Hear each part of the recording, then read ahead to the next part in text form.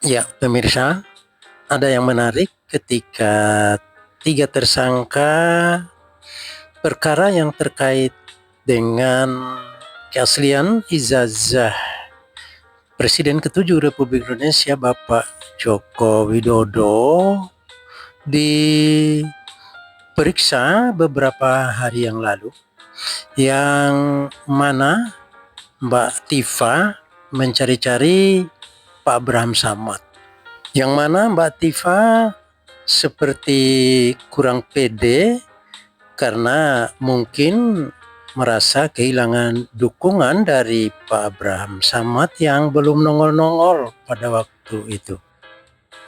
Pak Abraham Samad, sayang beliau belum hadir ya sampai dengan siang hari ini.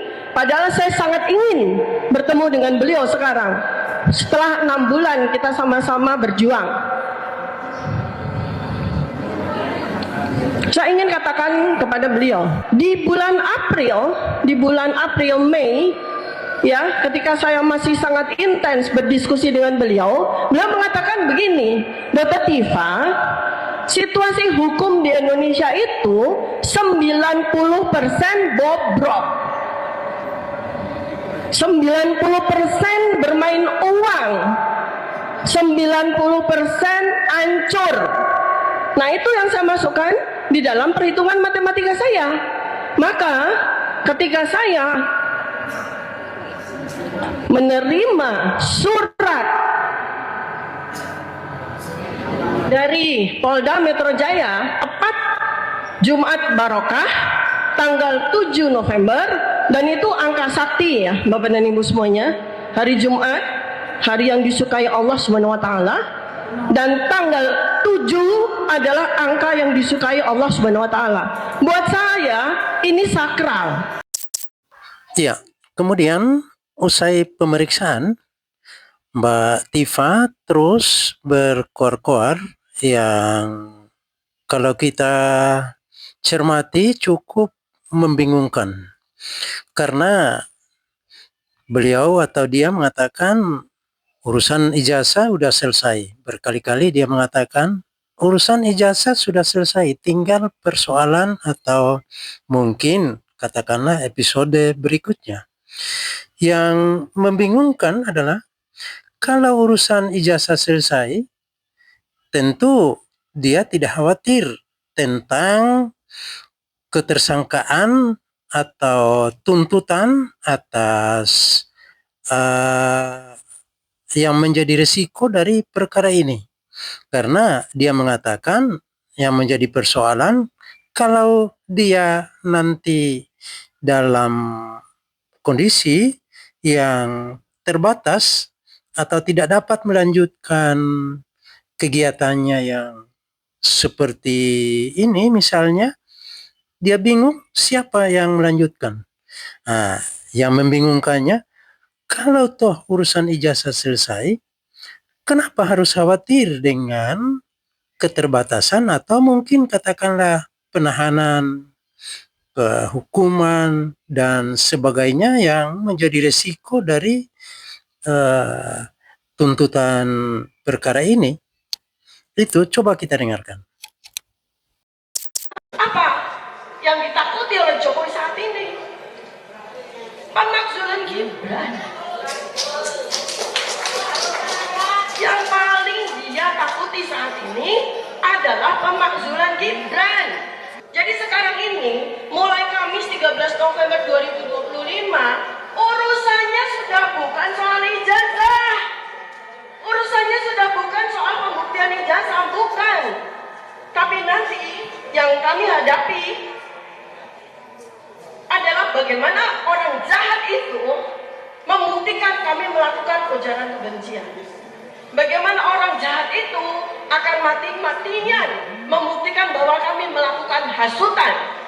Orang jahat itu akan mati-matian membuktikan dengan segala kebohongan, dengan segala penipuan, dengan segala pemikiran biadab, membuktikan bahwa kami melakukan editing terhadap materi-materi yang ada di sosial media.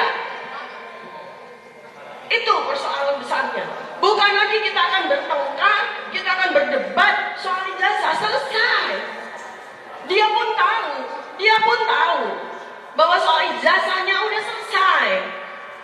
Dan kenapa di tanggal 7 November, beberapa hari setelah Mas Roy Suryo pulang dari Sydney, itu yang bikin dia sangat ketakutan. Itulah yang membuat kami segera masuk menjadi tersangka. Apa yang ditakuti oleh Jokowi saat ini? Pemakzulan Gibran. Yang paling dia takuti saat ini adalah pemakzulan Gibran. Dan itu yang sekarang sedang kami lakukan. Jokowi's Black Pepper sudah diselesaikan setengah bagian oleh sahabat kami Bang Rismon. Saya juga menyelesaikan setengah bagian bersama Mas Roy Suryo. Bukunya sudah kami launching, namanya Gibran's Black Pepper. Itu yang ditakuti oleh Jokowi. Itu yang ditakuti oleh begundal-begundalnya. Itu yang ditakuti. Kenapa? Karena dengan Gibran's Black Pepper, Gibran itu impeachable, layak dimakzulkan. Itu yang sudah tidak ada lagi. Maka mereka menahan kami, mereka akan memasukkan kami agar kami berhenti. Maksudkan Gibran. Kami rencana bulan Desember 2025, bulan depan, saya, Mas Roy, sama Bang Rismon akan ke Singapura untuk melanjutkan penelitian kami, melengkapi apa yang kami tulis. Tapi begitu kami masuk sebagai tersangka, kami sudah dicekal, nggak bisa keluar negeri. Ya, dengan status tersangka kami nggak bisa keluar negeri. Itu sebetulnya salah dua dari alasan mereka. Jadi hal kedua yang ingin mereka hantam, yang ingin mereka cegah adalah bagaimana RRT ini bisa dibungkam agar tidak melanjutkan penelitian kami terkait Gibran. Nah, dua hal inilah titipan pesan kami kepada teman-teman semua. Ketiga, saya tidak tahu apakah yang ada di ruangan ini menyadari besarnya masalah ini. Mudah-mudahan yang hadir di sini menyadari betul besarnya masalah ini. Ini adalah perang terbesar 80 tahun. Ini perang terbesar 80 tahun. Rakyat biasa, bukan siapa-siapa, melawan mantan penguasa yang menguasai 11 triliun. Jadi harapan saya sebetulnya kalian gak usah risau. Saya ada di luar atau di dalam. Yang lebih saya risau, yang lebih saya gelisah, yang lebih saya gundah adalah jika perjuangan kami itu berhenti hanya karena kalian diam, hanya karena kalian membisu, hanya karena kalian tidak mau peduli dengan apa yang kami lakukan. Kami di luar maupun kami di dalam tahanan, kami masih bisa makan soto, ya, masih bisa makan soto, gak ada masalah. Ya, gak ada masalah. Ya, jadi pikiran saya gimana laptop sama HP saya nih, karena saya mesti kerja kan gitu. Jadi masalah, tapi nggak apa-apa. Buya Hamka menuliskan sebuah buku yang luar biasa, membuat terjemahan Al-Quran hanya dengan menggunakan pena dan kertas. Gak ada masalah buat kami. Tapi yang menjadi masalah buat saya, yang ingin saya sampaikan pada siang hari ini adalah saya bertanya kepada nasionalisme kalian semua bangsa Indonesia. Hari ini saya pakai batik, menandakan bahwa saya sangat cinta kepada negara ini. Tidak ada mens rea, tidak ada niat busuk, tidak ada niat jahat, kecuali cinta saya kepada negara ini. Dan saya mohon kepada Bapak dan Ibu semuanya, hari Kamis 13 November 2025, saya nggak peduli saya pulang apa tidak. Karena perjuangan saya tidak akan berhenti dimanapun saya berada. Mau saya dikunci di kota, mau saya dikunci di gua, nggak peduli. Karena saya yakin perjuangan saya, insya Allah mendapatkan ridho Allah Subhanahu Wa Taala, dan selalu ada jalan bagi kelanjutan perjuangan ini. Yang saya khawatirkan sekali lagi adalah rakyat Indonesia. Ketika ada 3 orang pemberani sudah memartirkan diri, sudah mewakafkan diri untuk memulai perjuangan ini, untuk mulai peperangan ini, akankah kalian berhenti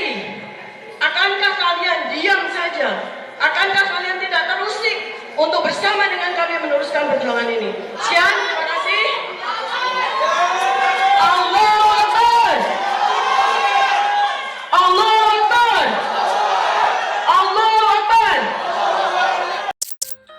Ya, di satu sisi Mbak Tifa mengatakan urusan ijazah itu sudah selesai.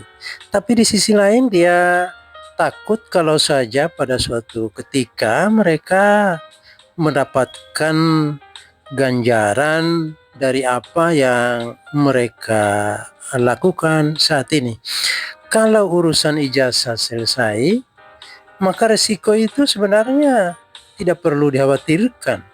Karena itu resiko bagi Mbak Tifa dan kawan-kawan tentu itu tidak ada. Tapi justru yang membingungkan, ya kenapa harus khawatir dengan resiko yang akan terjadi? Pemirsa, bagaimana tanggapan Anda? Silakan tulis di kolom komentar. Tapi jangan lupa like dan subscribe channel ini agar lebih berkembang lagi. Pemirsa, kami hanya menyajikan, Andalah yang bersikap.